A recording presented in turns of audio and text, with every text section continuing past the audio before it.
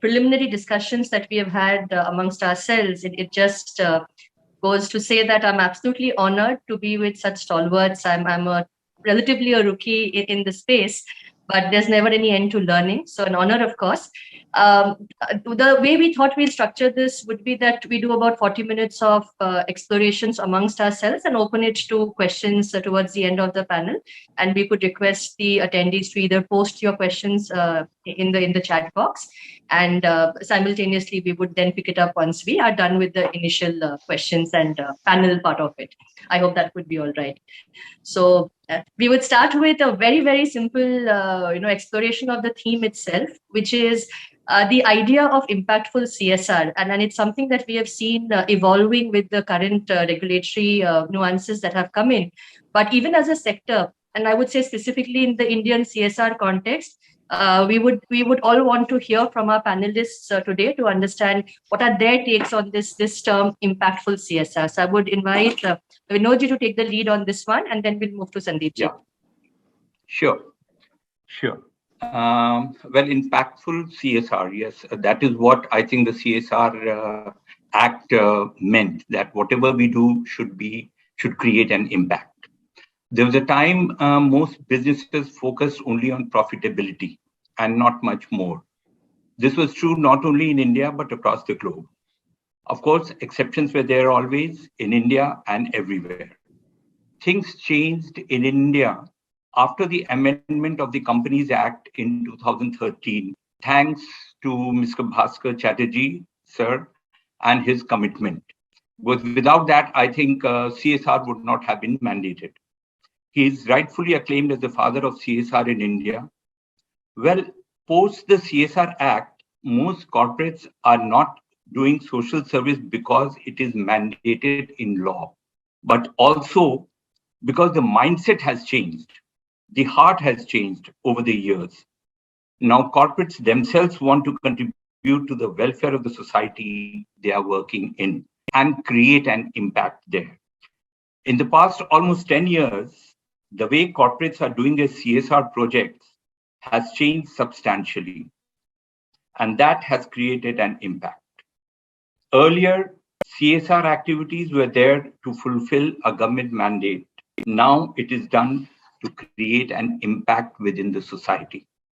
Remember the COVID-19 pandemic in 2020-21. The corporates jumped to the rescue of the affected by the C virus, and we saw the impact. Thousands of lives were saved, though sadly, thousands succumbed to the C virus. But we did come out of it. Now, what exactly is impactful CSR? Any CSR activity that makes the world better, makes people happier, makes the environment better, and so on. And the impact should be noticeable, measurable, and most of all, it should be sustainable. Doing CSR project that puts your company into the limelight is definitely a good idea and serves both ends. It gives you noticeability and makes the world better. But my view is we should focus on the latter. Fortunately, that is what most corporates, including my company PFS, whom I advise, do so now. We are based in Delhi and have a small setup. Now, Delhi and Mumbai is where most corporates are based. And these two cities are therefore flooded with CSR funds. Thankfully, they are mostly used for a good cause. So our company thought of taking some projects under CSR that can create a good impact on the society. We decided to focus on environment and water related issues. I will discuss one or two projects that we have done, which has actually created an impact on the society, the environment, and has become sustainable. An area we thought really which needs intervention in today's times is what we wanted to do. Let me discuss briefly one of our very impactful CSR projects. For those living in Delhi, Punjab, Haryana, September onwards is terrible. The pollution levels are beyond tolerable. And I live in Delhi, and anybody living in Delhi would know that. Like Some great soul has once said, there is so much pollution in the air now that if it were not for our lungs, there would be no place to put it all. That is what it is now in Delhi, NCR, and other areas. We therefore thought that we should be part of the solution and not part of the pollution. So we took up a suitable project to create a positive impact. We partnered with CSR Foundation and took up the crop residue management project in Punjab, which is the root cause of pollution in those months and the deadly air we breathe in. And what an impact it has created in nearly 50 villages in approximately 35,000 acres of land we have covered in Ludhiana and Patiala. I'll share a few slides of the problem, the solution, the intervention, and the impact a little later. In the project, we provided machineries like happy seeder, rotavator, mulcher, etc., which eliminates the need for burning the stubble. Now, why do farmers in Punjab burn the stubble? There was an act which was changed sometime in, I think, maybe 2010, where the plantation of paddy seeds was shifted by about a month because of Punjab being a rain deficient state. Anyway, so they have to clear the field for the next winter crop. The benefits of the use of the machinery that we donated are immense. Why do farmers burn the stubble? Let us first get the reason. The reason is that they have to clear the field to sow the winter crops in a short span of just 15 days. How do they do it? They just have to spread some maybe petrol or something and burn the field, and it is ready in the next 10 days. The machinery we donated eliminates the need to burn. It cuts the stubble, mulches it, adds manure, and sows the seed for the next crop. All this is done simultaneously by the machine and within a day. So you don't burn the stubble, no smoke, and the indirect benefits are immense. See the impact of this activity, CSR activity that we did. It improved local and regional air quality. I remember having visited Ludhiana and Patiala during the burning days, and I've seen fires, I've seen smokes, and I've seen villagers inside their homes to just protect themselves from the pollution. It improves soil health and farm ecology because the ground is not burned. So the soil health improves. It saves on input cost and better yield because once the field is burned, then you need to spend a lot more to make it ready for the next crop. It also saves a tremendous amount of water which is required to moist a burned field. Why I mentioned the CSR activity in a little detail is that it created an impact on the environment and the air we breathe. Also, it saves tremendous amount of water. I'll just share 4 or 5 slides to show how the project created an impact. Just 4 slides. Let me see if I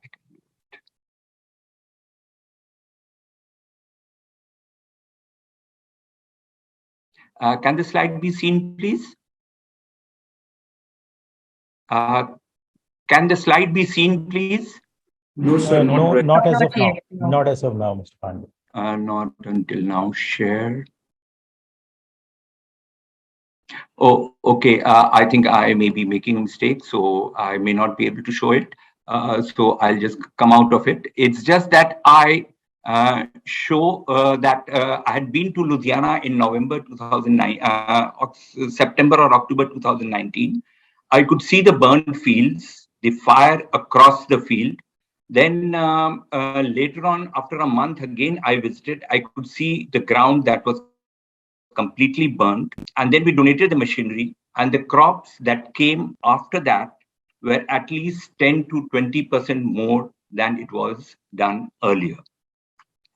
So that is what I wanted to mention about one of the CSRs that really created an impact. Another area where the world is likely to face major crisis in the coming years is water. And we need an impactful CSR activity in this field as well, and that too on a very large scale and urgently. Unless serious action is taken to reduce consumption of water or to focus on raising groundwater level and saving water by initiatives like rainwater harvesting, check dams in rain deficient areas, etc., we may be in a soup. And unfortunately, that soup is not made of water, on a lighter note. As per some serious studies, the world may run out of water by the year 2050.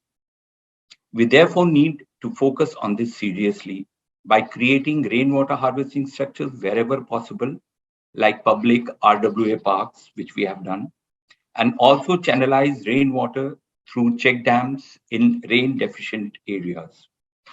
We have done some projects in this area and have seen the impact. The RWH structures have raised the groundwater level in the area by a couple of inches. It's very small, but I think if we continue this, a couple of inches itself will also matter a lot. And the check dams have created ponds which have water all the year round. This water used to just evaporate after the rainy season, and we could not see any water nearby. We have taken these small steps in Delhi NCR and Alwar, that is the check dams and the rainwater harvesting. But we need to do it on a large scale, and now. I shared a couple of our impactful CSR activities. I do not say that other activities in CSR are not important and do not create an impact. They definitely are equally important. I may mention a few very impactful CSR activities like education, health, skill development, taking care of elderly and the destitute, etc. All these initiatives create tremendous impact. My view, to conclude, is that corporates are not-for-profit organizations can focus on areas of their choice, but make sure that whatever they do creates an impact on the society which is measurable and sustainable. And lastly, we must remember, we have not inherited this earth from our forefathers. We have borrowed it from our children. So let us give back to our children an environment that they deserve and are proud of. Thank you. That was my presentation. Thanks. Thank you so much, Vinodji. I think this was absolutely enriching piece of information, starting from the definitions of impact and the examples that you gave us. So thank you for making the effort. I would now like to move on to Sandeepji, and similarly, I'll position the same question to you. That what's your personal take on impactful CSR, and if you could also share some examples of the types of work you have seen where you feel that the impact made on the ground was tangible, and you thought it made the mark, so to say. So over to you, Sandeepji. Thank you, Amrita ji. I'll start with saying greetings to all, and thanks, Mr. Neeraj, for the kind introduction. Thanks to AIMA for giving this opportunity. Special thanks to Dr. Bhaskar Chatterjee for being a mentor guide all this time, helping us develop and nurture the social projects, supporting needs of communities on ground, always emphasizing on impact from early on.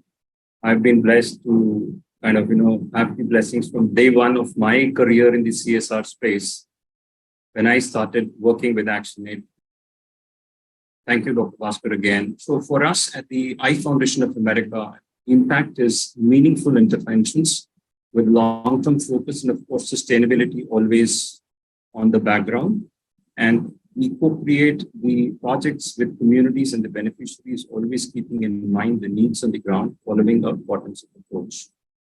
EFA has been working in the space since 1975. The mission is World Without Childhood Blindness, and that no one suffers avoidable blindness due to where they live or lack of affordability.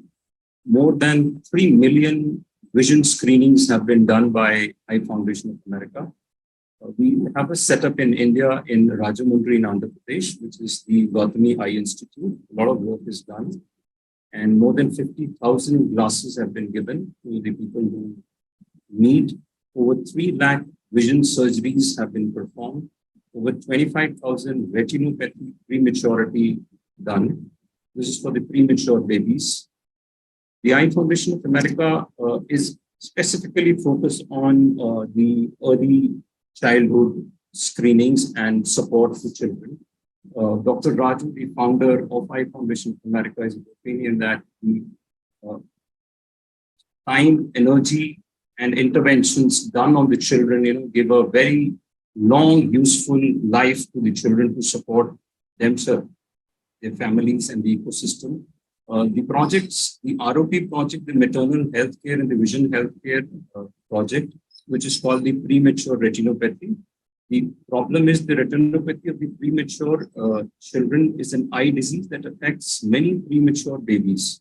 The ROP is one of the most common causes of vision loss in children, and it can lead to lifelong problems and blindness. The current interventions, which EFA engages, is the screening and treatment of ROP. The Eye Foundation of America and the Gautami Eye Institute at Rajahmundry in Andhra Pradesh. The ROP program has accomplished over 35,000 screenings and 1,300 treatments to premature babies where needed. The proposed solution to the root cause premature births, the target critical contributors of the preterm births, lack of prenatal visits, lack of education, maternal anemia. The proposed interventions that decrease in the incidence of PTBs in Rajahmundry, rural Mandal, Andhra Pradesh, from the national average of 13% to 8% within 5 years of the program implementation. The program implementation focused on promotion of antenatal visits, promotion of iron folic acid supplement, increased community awareness, education. The impact of the whole exercise on the ROPs, increased prenatal care visits from an average of 2.4 visits to 5 visits after 2 years of the program implementation, 85% of the target population. Increase prenatal vitamin supplement consumption for at least 100 days by 20% from 8% after 2 years. Increase knowledge about antenatal care and about the risk of preterm births by 50% within 1 year. These have been the major achievements of the ROP program. Then the EFA also engages in a rural outreach expansion program wherein we have a vehicle which is fully loaded OPD, which moves around in villages to support the OPD care.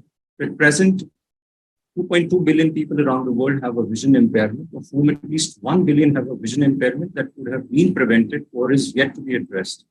And early detection is the key.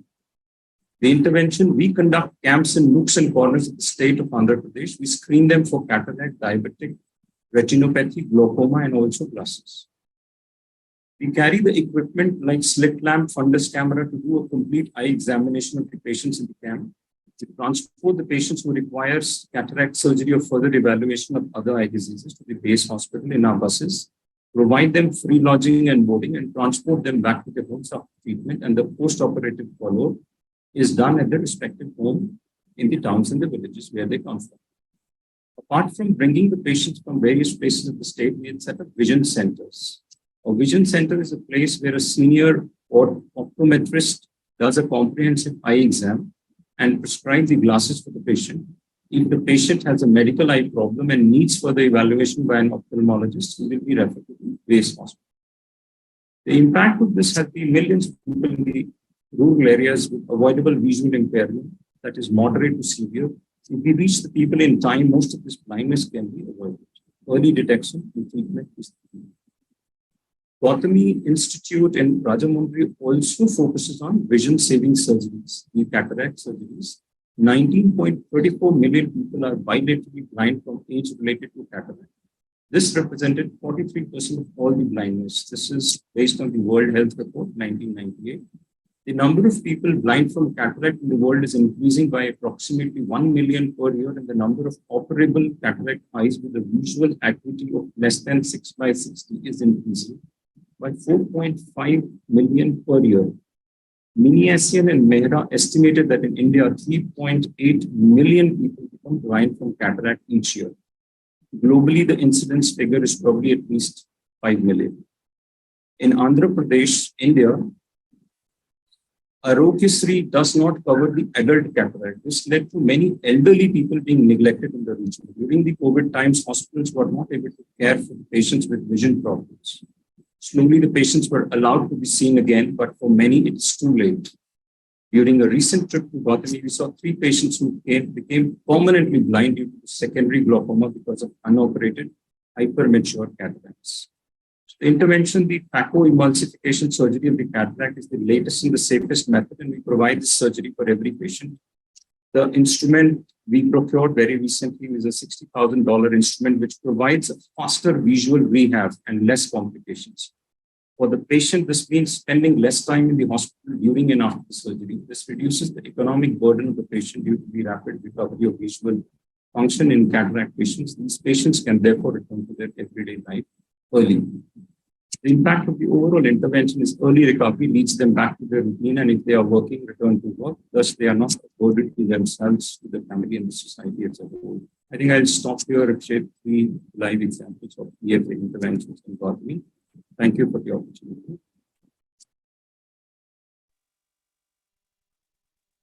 Thank you again, Sandeep. I think the points you have made, the work done by the I Foundation is, of course, phenomenal. But I think the takeaways for me were you also re-emphasized the need for sustainable interventions. That's something that I can see as a recurring pattern in the recommendations of what makes for impactful CSR. You also mentioned co-creating with community. I think as an approach that again is developing as something which is very, very strong and powerful, that leads to more of impact in the interventions that we do. And the nature of the work, I think you've gone really high with scale and timeliness is what my takeaway was. That sometimes a problem that's so time dependent, timeliness and agility becomes a large part of your program design then. So those again I thought were interesting takeaways, that learnings that the rest of us can take from what you have just shared. So thank you for that. I will now take this opportunity to also share a bit of my thoughts on what accounts for impactful CSR.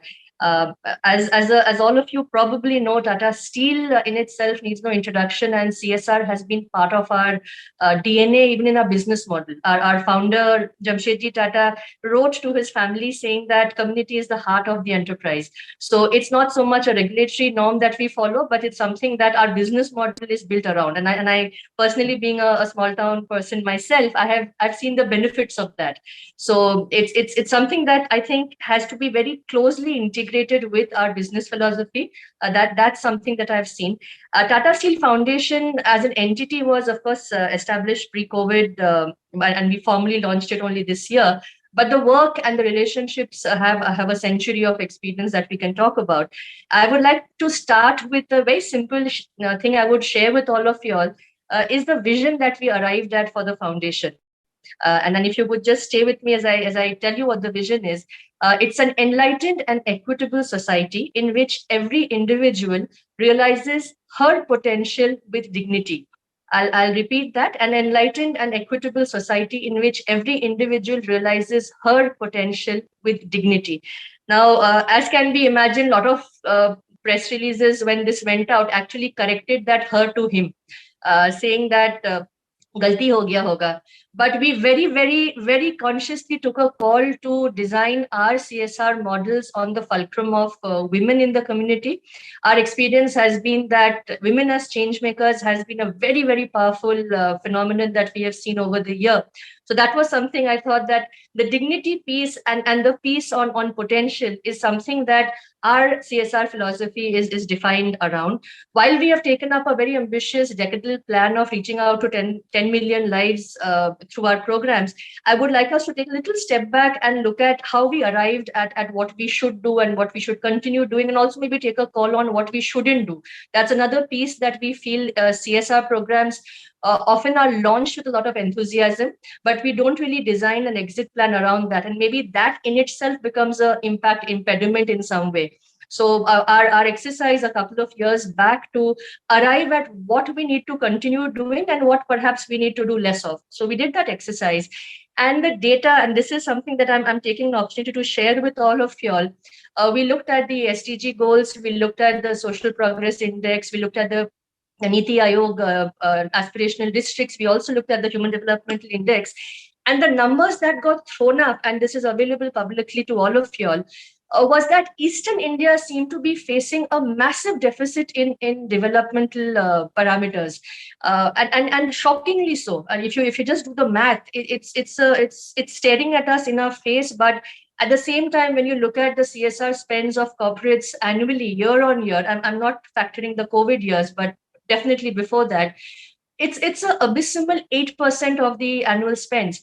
Now, why this gap? I don't want to get into this, but clearly, if we are designing CSR programs for the country, for our immediate vicinity, whatever your preference is, do look at these available index that can help us decide where you need to do what. So these studies are available. I was encouraged, all our audience members who are actively engaged in CSR program designing, that this data is already available, and draw your attention to the deficits more than pouring water where there's already a lot of it. So typically, you will see some of the thematic areas are very cash rich, and perhaps rightfully so, but there are also areas that need more attention from us collectively.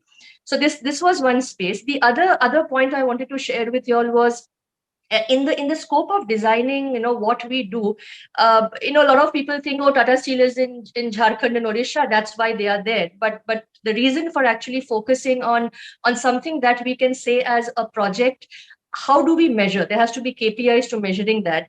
And I thought that a very intelligent approach that the team adopted was going in for a saturation model. So instead of saying that we are looking at just our immediate 10-20 kilometer vicinity, uske aage nahi karenge, we actually picked up the Kolhan district in division in Jharkhand, and we said that let's go for a saturation model. And beyond the funds that we received from, say, Tata Steel, who is a primary donor, we actively went out and created collaborations with a lot of great partners to co-create these solutions with the agenda of a saturation mode. That made a lot of sense to our partners also, because if we had to create impact, there's always this dichotomy between reach and depth. Do I take 10 children? I was discussing this with my co-panelists yesterday, that do we take 10 children and see them through a life cycle transformation from, say, so prenatal care to employability?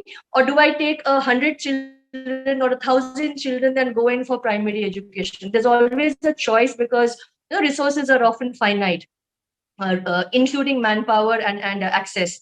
So this dichotomy, is something that we tried to grapple with, and we said, let's try a defined area. So if you remember SMART goals, taking a bit of jargon from management, a goal needs to be specific, it needs to be measurable, it needs to be achievable, relevant, and time bound. So SMART.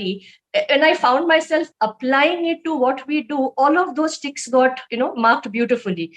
That somewhere we had taken up a specific geography with a very measurable agenda on the thematic areas that we were working on. It was 100% achievable because they were things that we were already doing. The relevance was not only vetted by the data I mentioned earlier, but we also deeply engaged with the community to ask them, आप बताइए that what you would want us to prioritize. So we also had those conversations with the community, and that exercise, both in Jharkhand and Odisha, personally I feel not coming from a hardcore developmental space, was deeply insightful, because somewhere I notice a bit of a ivory tower approach, that if we are doing CSR, we are somehow a slightly more elevated in our thinking than the community, and that's a gap that we try to consciously bridge with the foundation, that we work as, in fact, the point that Sandeep ji made, that we actually co-create our solutions and prioritize our solutions with the community. For that, the impact automatically gets exponentially, affected, which is you're doing without resistance, you're doing something which is already a felt need is there. So that's something, again, I felt was that beautifully worked out for us. Relevance was, of course, the data I mentioned, and time bound.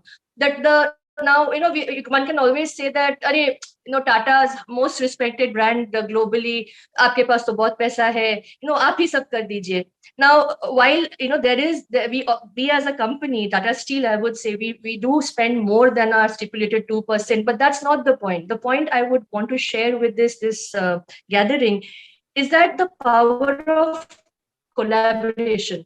Sometimes if you talk about impact, 10 of us digging 10 holes versus all of us digging one 10-foot hole where we strike water is a very, very compelling story to create. And not just within the CSR, corporate sector, but also with the government and the administration, that can we have those conversations, especially platforms like this play a beautiful role in getting that synergy going? That can we have an approach which is not what I call, excellence in isolation, but excellence in collaboration. So if that narrative can be something that we actively encourage in our sector, I feel in a need gap analysis of what India needs currently, we will cross some fantastic milestones faster. And timeliness, as both Vinodji and Sandeepji reflected on, there is a need to kind of fast forward what we are doing, and forums like this will help us create those journeys. I'll take just a couple of minutes to also share some of the programs that we have had in our understanding of a problem, a solution, and how we implemented it, and also some of the impacts that we saw coming out, intended and sometimes also not intended. So I think it's important to share that with all of you. If I could request Dipen to please share the slides from your end. So that was my piece on the importance of co-creating, and not really talking from a pedestal, but absolutely getting down to the ground and looking at solutions together with the community. The first example, if you could just move to the next slide, please. The first example was a very, very simple example. It's a personal story that when I joined this role about 20 months back, I was going through my induction to Noamundi area.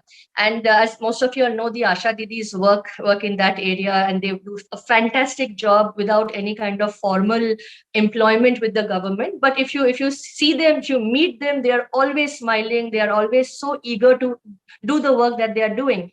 And I realized that especially some of the areas where the terrain was so difficult that, and most of them were wearing chappals, simple rubber chappals. And it provoked me, given that we have this urban bias because of the comfort that we live in. I said, how do you all reach these emergencies? Of course, we have given them some devices to be digitally connected, but there's always this physical distance to be covered. And they said, we walk a few 5-6 kilometers, or we ride the cycle, or so we ask someone to drop us. Now the problem is sometimes you don't even know what the problem is. And what happens is that in a critical area of prenatal and maternity healthcare, time, as all of us have been talking, is a very, very important as a device. This example is simply to say that we told a partner the problem is mobility. There is a existing program we already have, so it's already organized. Mansi is something that's already been running for 10, 11 years. And then we said that this is a problem that's affecting not just the effectiveness of this program, but also the access in the community at large. And without any negotiation, any questions, we had HSBC Bank partnering us, and within a short time frame of about 3 to 4 months, we procured over 500 plus, almost 600 e-scooters for this area, and in quick succession we distributed them. And it was an honor not only to have the district administration and the DCs present in all of these events, we also had Draupadi ma'am joining us. And the point she made was that this access will not only help the program, but it will also help you deal with a very, very real problem on the ground of accessibility. Then use it with responsibility, use it with accountability.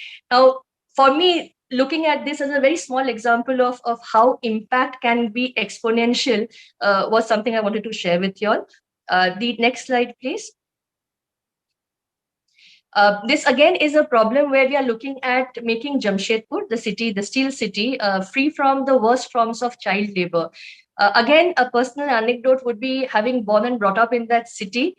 Because we were so sheltered, we never really realized that we had a very severe problem of children open to sexual abuse, of drug addiction, of many kinds of unwarranted labor. And then when this program started, and then we met these children in the course of running these bridging schools that we do, they were absolutely transformed in a magical kind of way. And the most recent update was that some of the students who have done well and they have been mainstreamed in CBSE and ICSE schools, they actually went ahead and said, they did internships in Jamshedpur with Westside, with Chroma, with the hotels, and the body language had changed. And that's what I want to share with the group, that sometimes the impact is seen in the eyes. When you meet someone and you know that the life has been transformed, you don't need too much of MIS and KPIs, but it just reflects in the eyes. And this is something that I personally saw in the examples of Mastiki Pathshala, which is a program we run specific to Jamshedpur. The last slide, please. Right. So, and this is something again which was created as a very simple intervention that looked at a climate resilient model for us to create income in a more sustainable manner. Going back to what Vinodji and Sandeep both referred to, that sustainability against odds is an intervention that we need to proactively factor into our CSR programs. And this particular example I thought would be appropriate to share with our group today, that not only is this a water-based model, there's a fish rearing aspect to it. There's always also an element of agriculture. There's also an element of livestock. And with this model, an integrated model, we have seen some fabulous ownership from the village. It's again a co-owned model. The village has to actually, the villages together actually put in their own finances into this, so that the dependencies are not absolute.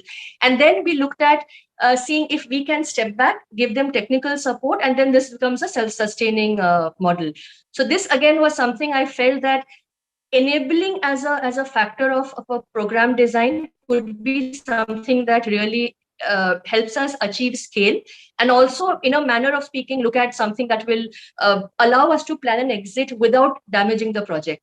So the last slide I'll just leave for reference on this is the nomenclature of the theory of change.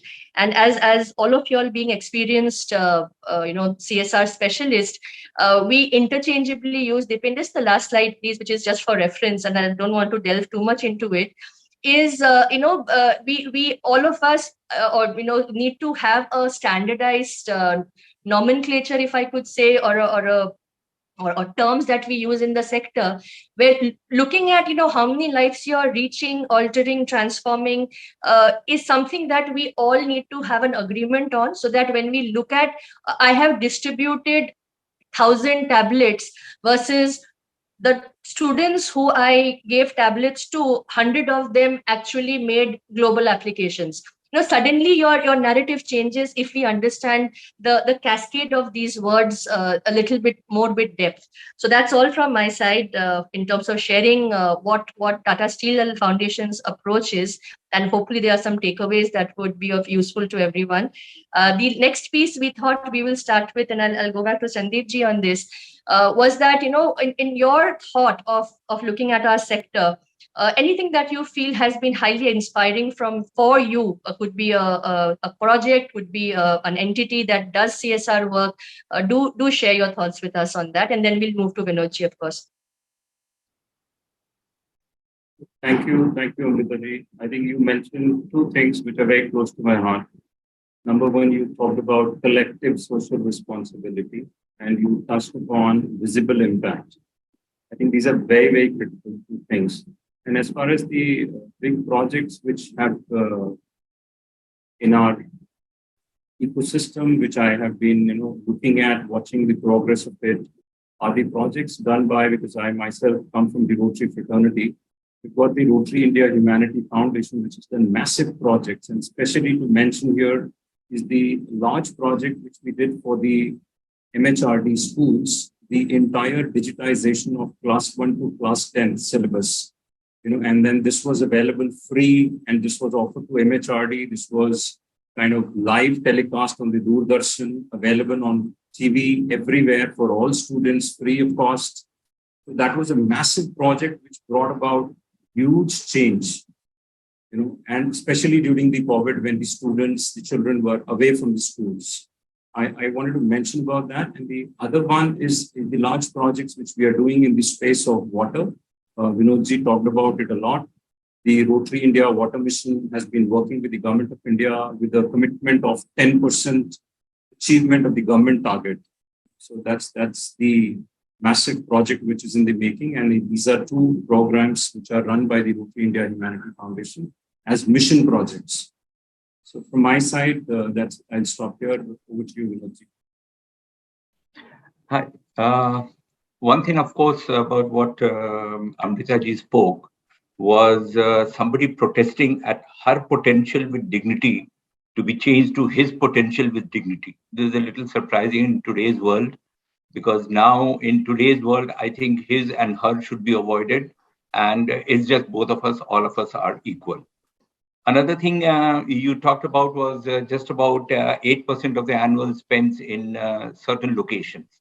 What I also discussed maybe in one of my talks was that with major corporates located in Delhi and Mumbai, most of the projects do come to locations nearby Delhi and Mumbai, like Maharashtra or Punjab or places close to Delhi. So that, of course, I think we need to change. The corporates need to change a little bit. Maybe spreading the word may help. One more thing that you rightly discussed was excellence in collaboration. I think it is really high time that corporates started collaborating and taking up projects which are much bigger in scale, and not only in scale, but also in the geography where they take it. They ensure that a lot of area is covered with the partnership that corporates take join together. Another thing about tablets to students that you did, yes, we also prefer. And one very good thing that you mentioned about the Tata Foundation was that your focus was also, majorly on educating children. India, I also feel one thing that is really lacking is education, which needs to be spread far and wide. And if everybody is educated, the country gets forward much faster than otherwise. So tablets, we also, of course, we collaborated with SOS Children's Village of India, and we ensured that all their villages, all the students have a personal computer. So we donated personal computers, almost more than 100 of them. So all the children, and that we did it just before the pandemic. So we got reports from them that thanks for donating the PCs just before the pandemic, because now students can't go out, they have to be in the room, and the personal computers are real great help. So I think all of us are doing great work to create an impact in the society, and impactful CSR we are doing.